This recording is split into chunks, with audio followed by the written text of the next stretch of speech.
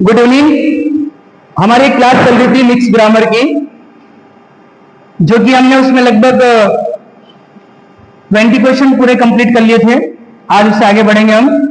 ये हमारे कंप्लीट हो गए थे, इससे आगे बढ़ेंगे।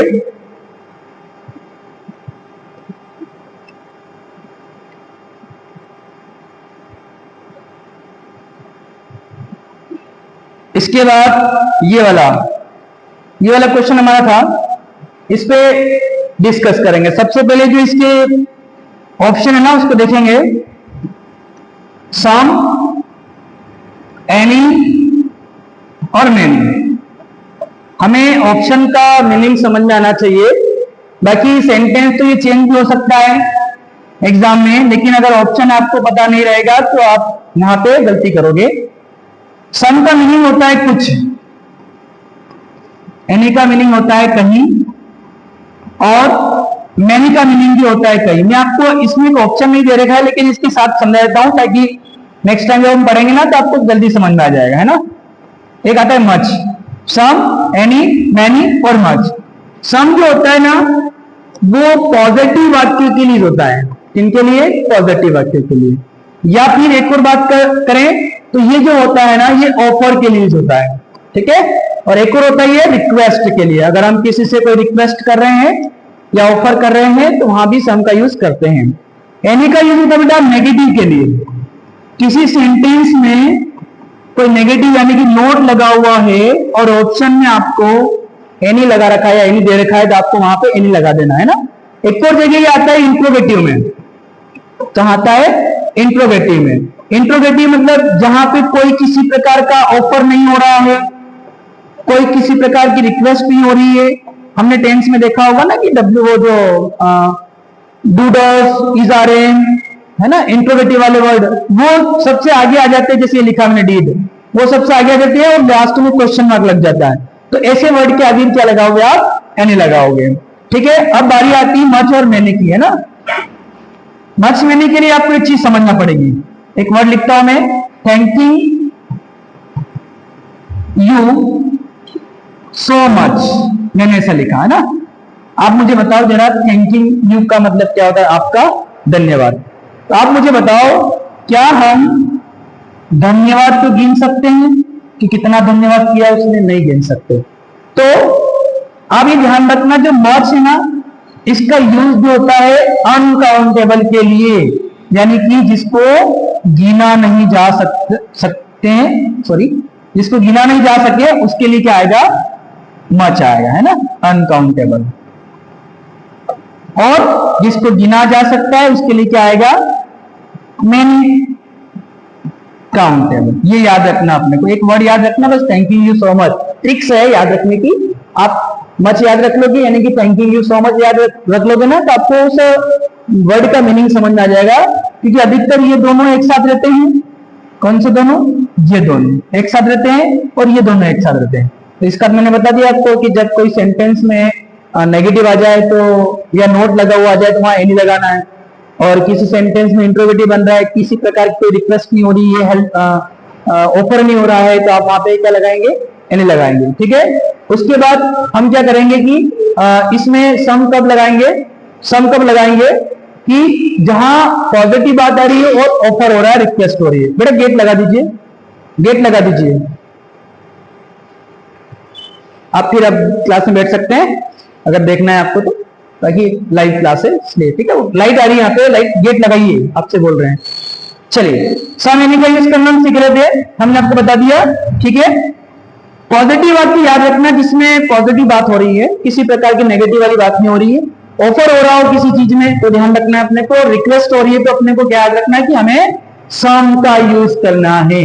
और जिसमें किसी में अगर सिर्फ नोट लग रहा है, एनी लग रहा है, नोट लग रहा हो, तो वहां पे आपको क्या यूज करना है? एनी का यूज करना। चलिए आइए देखते हैं इसमें क्या आएगा। I haven't bought milk today. अब मुझे इसका हिंदी ट्रांसलेट करने की जरूरत नहीं है, क्योंकि यहाँ ऑलरेडी क्या लग रहा है? नोट लग रहा है ना, हैवंट। ये हैवंट को पूरा लिखेंगे तो ऐसा आएगा, हैव नॉट। तो नोट आ गया, यानी कि आपको क्या करना है? लगाना क्या है यहाँ पे? एनी लगा देना है।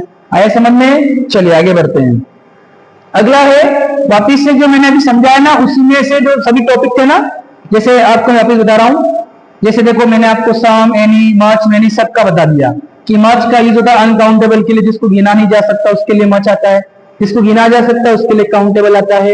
एनी यानी कि नेगेटिव सेंटेंस के लिए एनी का यूज करते हैं, और इंटरोगेटिव के लिए सम का यूज होता है पॉजिटिव सेंटेंस के लिए, ऑफर के लिए और रिक्वेस्ट के लिए। इतना ध्यान रखना है ना। तो चलिए यहां बताना मुझे, how student are present today. अब मैंने आप इन सभी का वर्ड मीनिंग समझा दिया है, मैनी का भी समझाया, मच का भी समझाया और एनी का भी समझाया। देखो एनी का यूज कहां होता है, जहां नोट लगता है। क्या इस सेंटेंस में आपको नोट दिख रहा है? सर नहीं दिख रहा है, मतलब एनी तो आएगा ही नहीं यहाँ पे। ठीक है, अब बात करेंगे मच का। मच मतलब अनकाउंटेबल। क्या होता है? अनकाउंटेबल। क्या आपको यहाँ पे ये स्टूडेंट जो है ना, ये अनकाउंटेबल लग रहे क्या? स्टूडेंट बोले चाहे हजारों हम गिन लेंगे, है ना। तो यहाँ पे अब हमारा बचा क्या ऑप्शन? मैनी बचा। तो यहाँ पे क्या आ जाएगा? मैनी। कि how many student are present today. ठीक है, नेक्स्ट बात करेंगे अगला। अच्छा वापिस से वो तो वही आगे देख लो, तीनों सेंटेंस दे दिए अलग अलग। यहां इसको क्या बोलते हैं हिंदी में? शक्कर बोलते हैं ना। हाँ, शुगर बोलते हैं इंग्लिश में। क्या हम शक्कर को गिन सकते हैं? नहीं गिन सकते। तो वापिस से देखेंगे, मच, मेनी और एनी। देखो मच मतलब अनकाउंटेबल। अरे भैया आपको कम बोलना है। ठीक है, मेनी मतलब काउंटेबल। ठीक है, चलो। और एनी जो है नॉट यानी कि नेगेटिव, तो ये तो आ ही नहीं सकता। ठीक है, मैनी काउंटेबल है, ये भी नहीं आ सकता। मच बचा है अनकाउंटेबल है, इसलिए क्या आएगा? Much. How much sugar do you taken in T. आप कितनी शक्कर लोगे चाय में, पहले बता दो। ठीक है, चलिए। क्लास अच्छी लग रही है आपको? ठीक है, ठीक है। द अर्थ राउंड द सन। अब यहां बेटा अर्थ आया हुआ है। ठीक है, अर्थ है ना। अर्थ है, अर्थ पृथ्वी है, और पृथ्वी जो है ये सूर्य हमारा है ना, ये हमारा सूर्य है। क्या ये छुट्टी मारती कभी? अर्थ नहीं मारती, ये कंटिन्यू चलती रहती है, मतलब चक्कर लगाती रहती है ना, चक्कर लगाती रहती है। तो अब अपने को सर ये तो प्रेजेंट की बात हो रही है, वो तो प्रेजेंट में चल रहा है, अभी भी आप देखो तो ये चक्कर ही लगा रही है, हम भूल ही रहे हैं। ठीक है, तो आप क्या लगाओगे? और अर्थ जो है सिंगुलर है कि प्लूरल है? सिंगुलर है, तो अर्थ के लिए क्या आएगा? मूव्ड आएगा। मूविंग क्यों नहीं आएगा? क्योंकि सर यहाँ पे हेल्पिंग वर्ब नहीं है, इसलिए हमने वो यूज नहीं किया, इसलिए यहाँ पे क्या आ जाएगा बेटा? मूव्स आएगा। ठीक है, ये बहुत बढ़िया। आगे बढ़ेंगे। ही ऑलवेज ऑन टाइम। पढ़ाई कर लो, है ना। हाँ, कम या कम से कमी? कम से। वो हमेशा क्या आता है? समय पर स्कूल आता है। जहां भी जा रहा है वो समय पे जा रहा है, चाहे स्कूल हो, चाहे घर हो, जिम में हो। जिम में भी जाते हैं ना बहुत सारे, समय पे चले जाते हैं। ठीक है, चलिए अगला देखेंगे। Ganga is a sacred river. आंखें बंद करके लगा दो जिसमें तो डर है। क्यों? क्योंकि गंगा है, वो आर्टिकल का यूज करना है, और गंगा एक ही है ना। नदी तो एक ही ना, लड़कियां बहुत सारी है लेकिन गंगा तो एक ही है ना। हाँ, चल आगे बढ़ेंगे। अरुण इज, बेटा ये ना, ये थोड़ी प्रिंट मिस्टेक हो गई है, इस जगह आप इन कर दीजिएगा। Arun is tallest boy in the class. वापिस आर्टिकल का यूज करना है। तो मैं आपको बता दूं, आर्टिकल का यूज ध्यान में रखना। अगर पूरे सेंटेंस का मीनिंग समझ में नहीं आ रहा ना, तो भी आप क्या करें कि जहां पे आर्टिकल फिल करना उसके आगे वाला वर्ड देख लो, ये वाला टॉलेस्ट। अब बेटा टॉलेस्ट आपको डिग्री लग रही होगी, ईएस में लग रहा है इसलिए, है ना। और डिग्री के आगे क्या लगता है? द लगता है। राशि की आवाज बहुत आ रही है, राशि को सब पता है ना। चलिए हाँ, ठीक है। तो Arun is in the tallest boy. Oh sorry, एक मिस्टेक हो गई है, ये इज नहीं आएगा, ये इज आएगा, सॉरी इन नहीं आएगा ना। Arun is the tallest boy in the class. Gate लगा दीजिएगा बेटा, लाइट पड़ रही है। चलिए अगला देखेंगे। His father is MLA. MLA में ऑफिस क्या आएगा बेटा? आर्टिकल में से एन आएगा, पढ़ रखा है इसलिए। चलिए दो सेंटेंस और, तीस सेंटेंस के बाद अपन छुट्टी हो रही है। They have been playing here morning.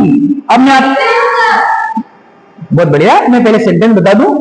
Since और फॉर याद रखना आप, जब हम टेंस पढ़ते हैं उसमें दो टेंस ऐसे आते हैं जिसमें समय होता है, present perfect continue, past perfect continue, ठीक है, जिसमें सिंस फॉर रहते हैं। सिंस का मीनिंग होता है निश्चित, निश्चित समय, है ना, और फॉर का मीनिंग होता है अनिश्चित समय। क्या होता है?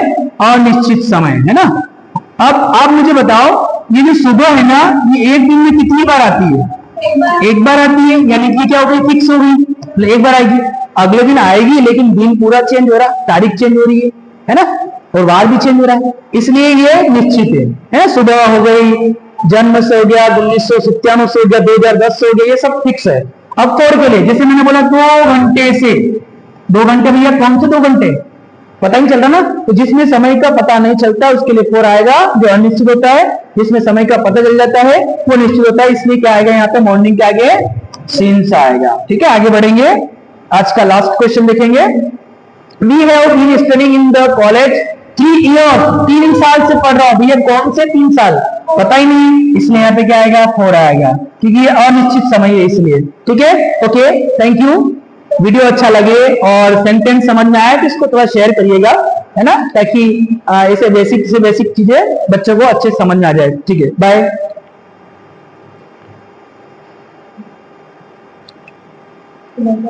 डिस्कनेक्ट हो गएगा।